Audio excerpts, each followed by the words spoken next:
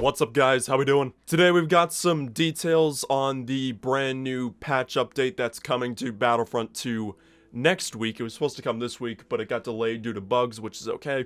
So we've got the community transmission detailing the patch for next week. I will leave this CT in the description below if you guys would like to check it out for yourselves. So let's jump straight into this. So first, we've got details on BB-8 and BB-9E, the two new droid heroes coming to Battlefront 2. Let's start off with BB-8. BB-8's going to feel like a pretty fast hero in the game who's also going to be able to capture command posts at quicker rates than others. Along with his ability to capture command posts, BB-8 comes with another advantage, his rolling charge ability. Activated, BB-8 will roll much faster than normal head first. When he bumps into an enemy, he extends his head, damaging and pushing them back. And if BB-8 finds himself in a position that he can't zip out of, he can use his shock pod on enemies in front of him, which deals electrical damage to them over time. Always want to have a few tricks ready to go. BB-8 can also call upon his resistance backing ability, which unveils enemies around him.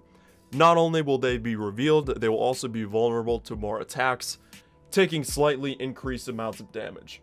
Any enemies revealed by resistance backing will also have their radar corrupted. Rounding off his abilities is Cable Spin, where BB-8 will begin to rotate, extending 3 tow cables, hitting all enemies around him and causing some high amounts of damage. So BB-8 is going to have 3 passive abilities, which basically means they'll always be present and won't require any sort of input to activate. Just meet the requirements and the passive abilities will be carried out. So first off, we got Technical Support.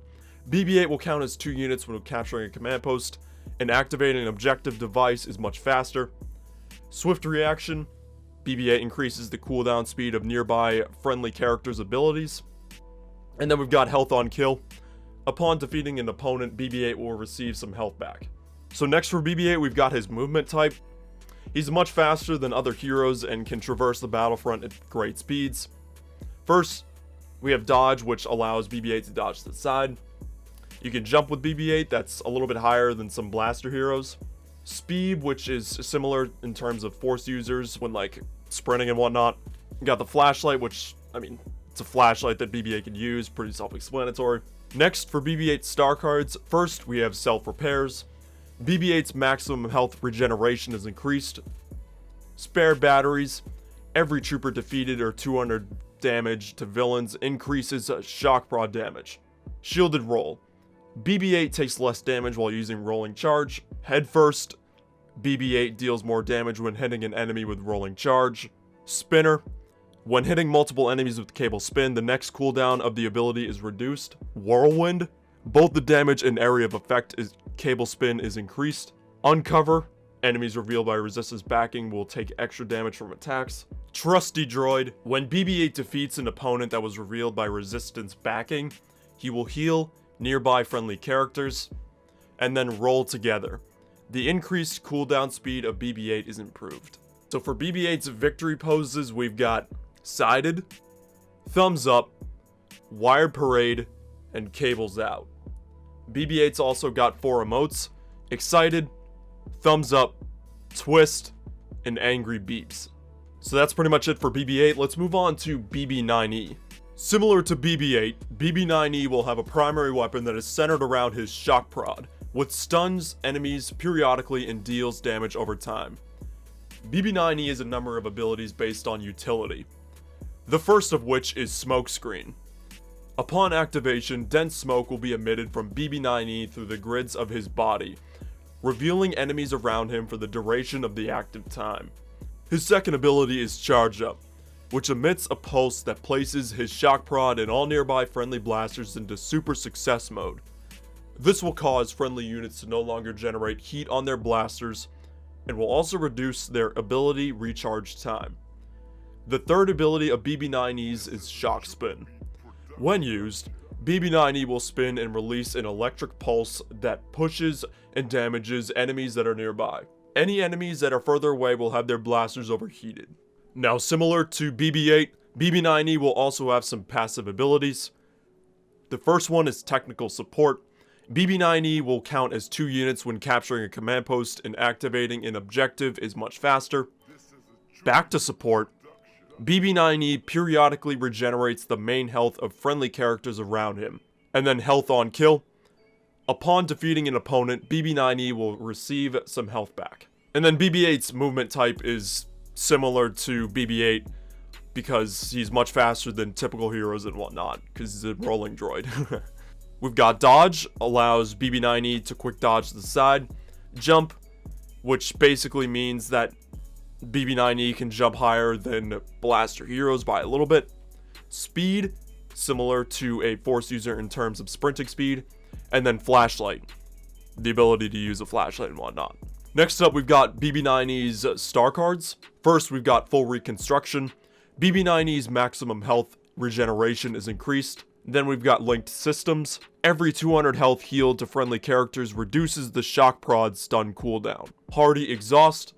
The radius of smokescreen is increased. ICU. Enemies revealed by smokescreen will be revealed for longer. Faster. If a shock spin hits enough targets, its damage will be doubled for the remaining time. Spin me round. Enemies hit by shock spin will be pushed further away, but its cooldown is increased. Swift power. The cooldown of charge up is reduced. Supercharged. The radius of charge up is increased. And then potent Bacta.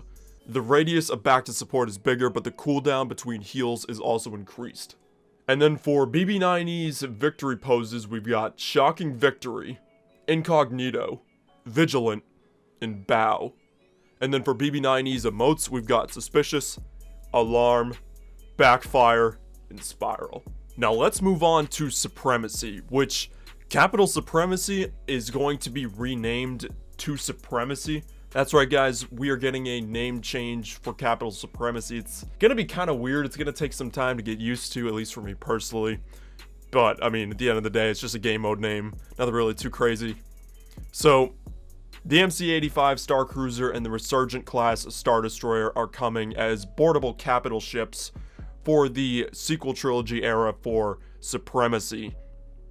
Since in Supremacy, Ajan Kloss, Jakku, and Takodana will be coming to Supremacy, and those planets will also be available to experience in instant action offline, which is pretty cool.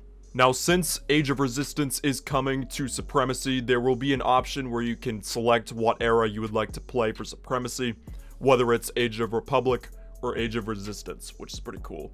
Era selection is always a cool thing. Droidekas will finally become AI units on game modes like Instant Action and Co-op, which is pretty cool.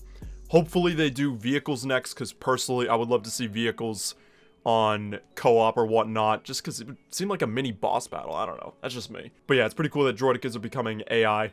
The planet Ajan Kloss will be coming to Hero Showdown as an extra map for that game mode, which is pretty cool. Finn and Kylo Ren will each be getting a new emote unlockable via milestones. Finn will be getting the thumbs up emote, and then Kylo Ren will be getting the showdown emote. Darth Vader will now be able to attack and block while using his choke ability. Emperor Palpatine and Anakin Skywalker are both getting nerfs. For Palpatine, removed slow movement on Dark Aura, reduced single hand damage from 15 to 14, reduced double hand damage from 32 to 28, reduced chain lightning radius from 26.25 meters to 18 meters, reduced Emperor Palpatine's damage against the TX-130, and then fixed an issue where chain lightning could occasionally go through blocking. And then for Anakin, the pressure star cards values have been reduced from 10, 20, 30, 40 to 10, 15, 20, 25. Reduced Passionate Strike first strike damage on troopers and reinforcements from 130 to 70. Reduced Passionate Strike damage on troopers and reinforcements from 250 to 180. Reduced the base damage of heroic impact to troopers and reinforcements from 120 to 100. And then Massive Strike star card. Anakin deals more damage with his lightsaber attack, but his stamina costs are increased. And then last, but definitely not least, SCARIF is finally coming to multiplayer for Battlefront 2. That's right, guys. We have confirmation from the community transmission as well as Ben Walk himself. In February, we head back to the original trilogy and Age of Rebellion, starting with Co-op.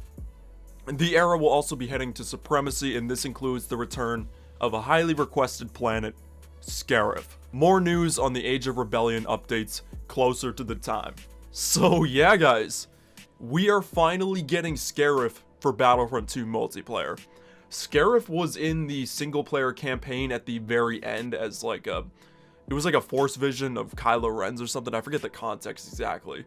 Yeah, it was Kylo Ren going into Dell's head and just sort of seeing inside his mind, and he kind of like did this weird vision when he was on SCARIF. Anyways, it's finally cool to see that this map is finally, or this planet is finally coming to Battlefront 2. I'm really curious to see how Supremacy and whatnot is going to be played on this map. I'm really excited. Just the possibilities, I feel like, could be endless. I don't know. We'll see. I'm really excited. But oh man, a lot of information. So this update is coming on Monday. In case you guys are wondering on a specific day next week, it is Monday, so mark your calendars. A couple days from now.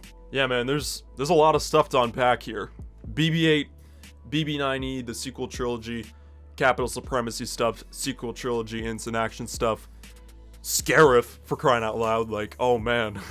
There's a lot of crazy stuff happening for Battlefront 2. What do you guys think of all this? What are your guys' first reactions / thoughts of the community transmission and the update? Are you guys excited? Let me know your thoughts and opinions on this community transmission in the comments below.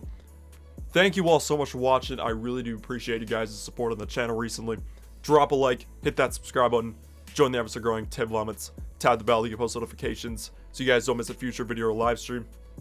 But until next time, I'll be signing off. KrypticElement, out of here. Peace.